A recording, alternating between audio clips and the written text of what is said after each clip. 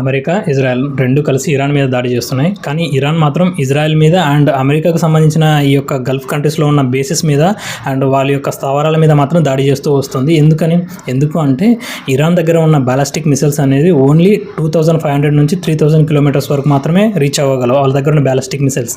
అందుకని చెప్పేసి ఇజ్రాయెల్ మీద అండ్ గల్ఫ్ కంట్రీస్లో అమెరికాకు సంబంధించిన స్థావరాల మీద దాడి చేస్తూ వస్తుంది. కానీ యుఎస్ దగ్గర ICBM అనే మిసైల్స్ ఉన్నాయి. ఈ మిసైల్స్ ఏంటంటే దాదాపు 13,000 కిలోమీటర్స్ రేంజ్ వరకు కూడా వెళ్ళగలవు అండ్ 28,000 కిలోమీటర్స్ పర్ అవర్ స్పీడ్తో కూడా వెళ్ళగలవు. సో కాబట్టి అమెరికా అక్కడి నుంచి మిసైల్స్ని ప్రయోగించగలదు. కానీ ఇరాన్ మాత్రం అంత దూరం వరకు మిసైల్స్ని ప్రయోగించలేదు. సో అందుకనే ఈ యొక్క గల్ఫ్ కంట్రీస్లో ఉన్న అమెరికాకు సంబంధించిన బేసెస్ మీద అంటే ఈ యొక్క ఖత్తర్, ఓమన్, దుబాయ్, బెహ్రెయిన్ ఇలాంటి అన్ని వాళ్ళ యొక్క స్థావరాల మీద దాడి చేస్తూ వస్తుంది.